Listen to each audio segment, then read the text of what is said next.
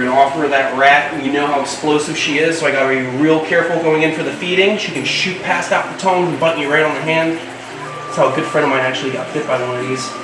Look at that, look at that. You ready? Boom! Look at that! Look at the venom! Look at the venom! See that? All that gold in the fur, that is all venom right there. I decided that I might actually just keep one of these snakes and possibly give the other Kaboom to a friend. Boom! Look at that. Or maybe with a feeding response like that, maybe they should just stay here at Chandler. Oh, look at this snake right here. The whole time I'm trying to teach you guys about these snakes, we got this Egyptian Cobra King touch trying to strike at my face the whole time. Want some food? Come on. Come on. Come on. There we go. Good boy. He's such a cranky little eater. What is going on, my beautiful, intelligent, sexy people? What is going on, beautiful people? I'm hanging out here at the snake house at the Everglades Outpost, basically where I keep all my animals. And we're about to do some training with the lace monitors, the second largest lizard in Australia. Beautiful pair of lace monitors, and here we have a male and a female. One's a Bell's phase, which is a naturally occurring morph. His name's Jack. He's going to be coming out right now. Come on, Jack. We're trying to pop call train them, just like we do with our crocodilians like Ziggy and Bruce the Broadsnout. Come on, Jack. Come on. Getting them comfortable to walk out in the enclosure. Come on. Come on. Come on. So there we go. This is Jack. He's my beautiful Bell's phase lace monitor. He's a big boy who started off as a little gecko. In a matter of no time, he's grown to 3 feet long in a matter of just a couple months. These lizards grow incredibly fast with the proper diet. Look at that. Tearing apart the mouse like it's nothing. You ready? Come on.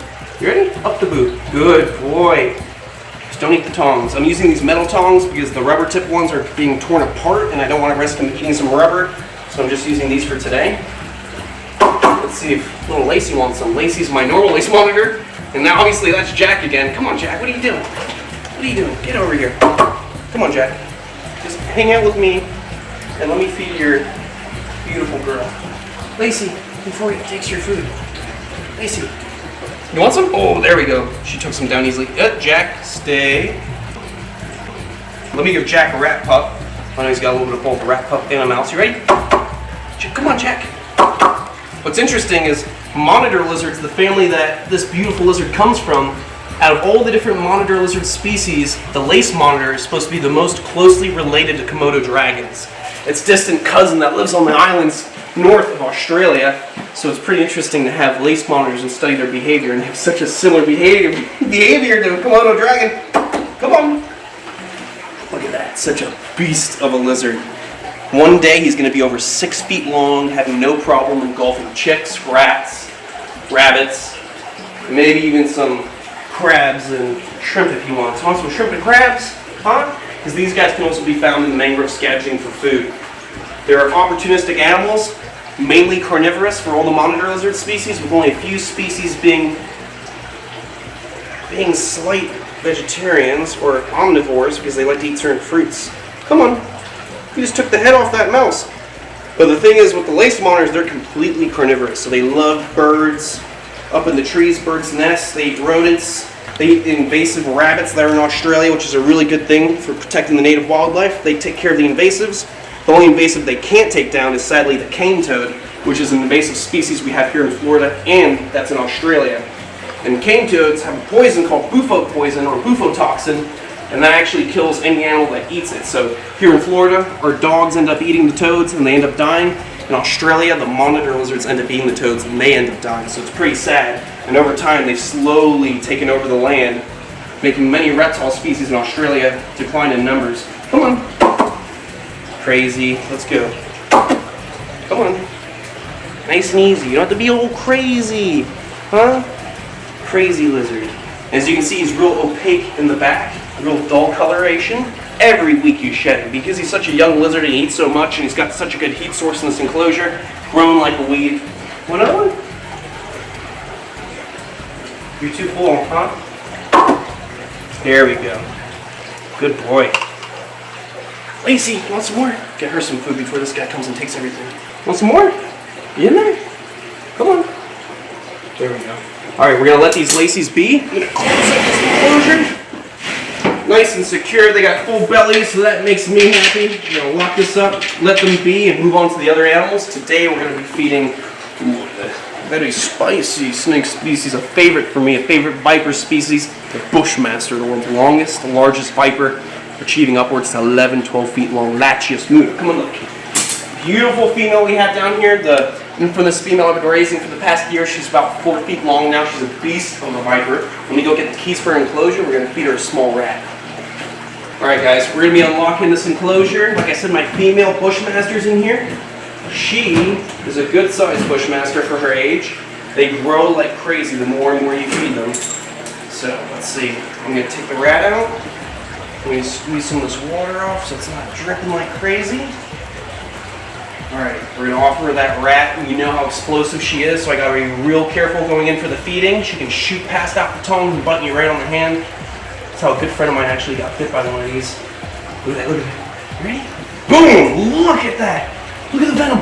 Look at the venom, see that? All that gold in the fur, that is all venom right there. It's oozing out of the puncture hole. They have such a large venom yield. This snake is no joke. If you got bit by it, its name, its scientific name, literally translates to silent death. The Latius muta. You walk out into the woods at night, no shoes. This snake makes no noise, no rattling sound. It might rattle the leaves around it if it's upset. For the most part, it's a silent animal, a silent ambush predator. And when they feel threatened, when you're walking through the woods at night, they see that big heat signature because they have those heat pits. They strike out, they envenomate, and sadly it's out of defense. But the person who gets bit ends up dying if they don't get treated with anti-venom. And since you're going to end up being in such a rural area if you come into contact with a Bushmaster, your luck is not good.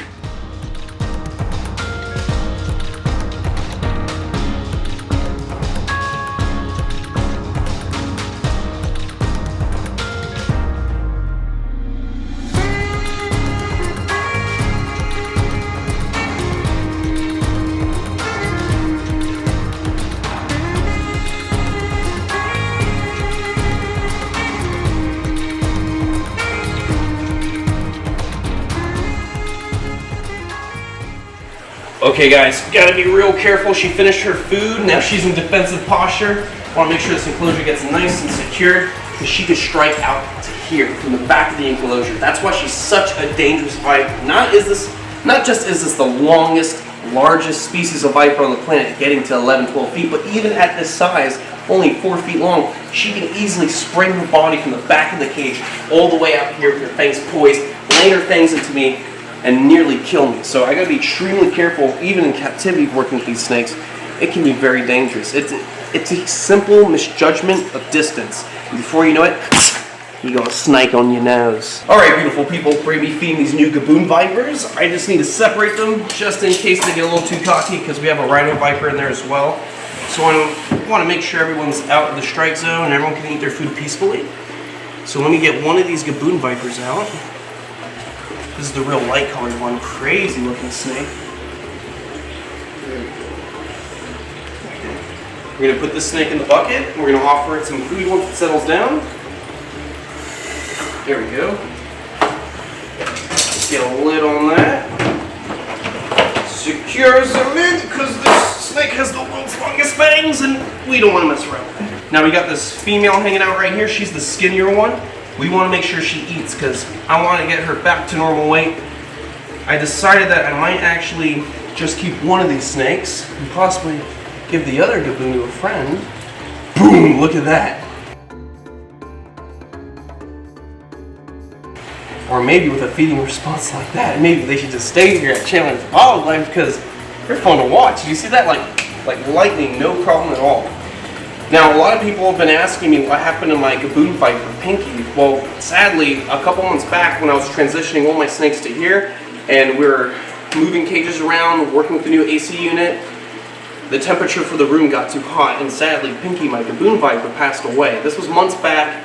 A lot was going on, and I really didn't feel like making a video about it because a lot of crazy stuff's been going on. And it's hard sometimes just to get on camera and just say, hey, one of my animals died, just letting you guys know. I try to spread the positivity. I don't want to throw negativity in your way all the time. But once in a while, it does happen. Snakes do pass away. It's a part of keeping them.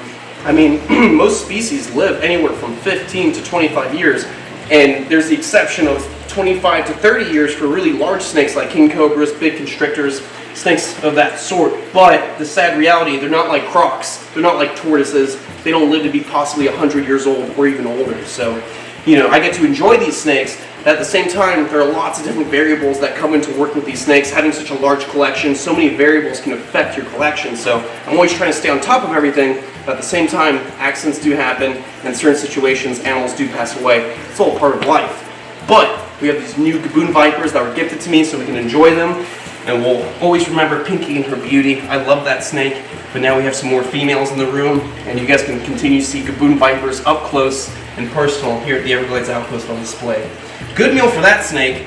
The rhino viper is actually in the back alone, so maybe what I can do is try to shift this female, try and prop her away to the side. You want me to just move you over here? I'm sorry.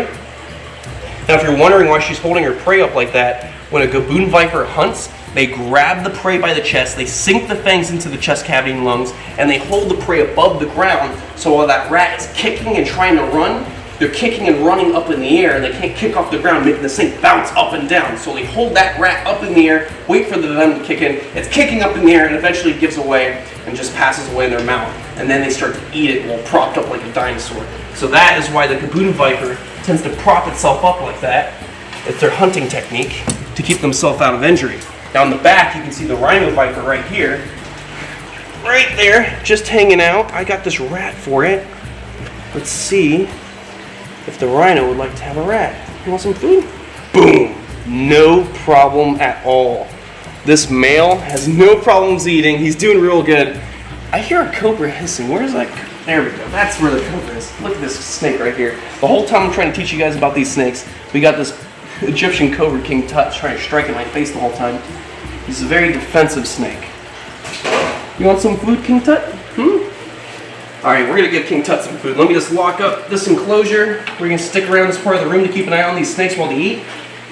But I think King Tut deserves a little rat. He seems to be a little upset. Let's see. Yeah, I hear you. I hear you. Let's see. What's going on, King Tut? Want some food? Come on. Come on. Come on. There we go. Good boy. He's such a cranky little eater.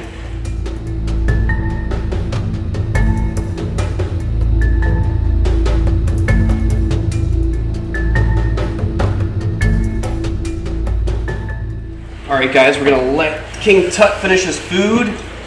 There we go. We're going to have to clean his cage because as you can see he's been painting the walls. He's very talented Picasso. Alright, so we got one more rat. We're going to be feeding it to this Kaboom viper. Let's see if this Kaboom viper still wants to eat after being handled. Just gently move. Ooh, look at this. Ooh. Look. Almost done swallowing up the food. That is so cool. I love Kaboom vipers. They are so fun to watch eat. They look like dinosaurs when they feed. Look at that! That is a badass snake species.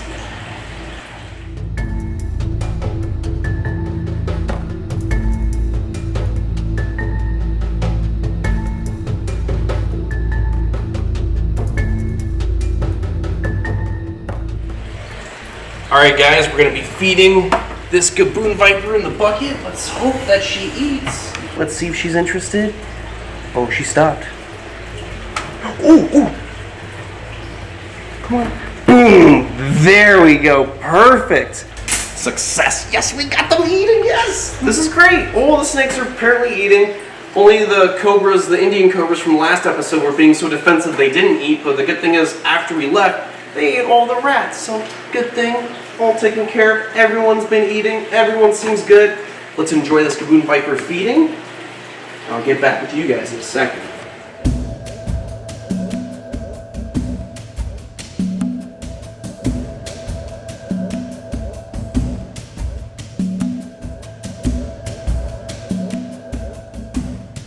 Alright guys, it looks like the female's finished up that food.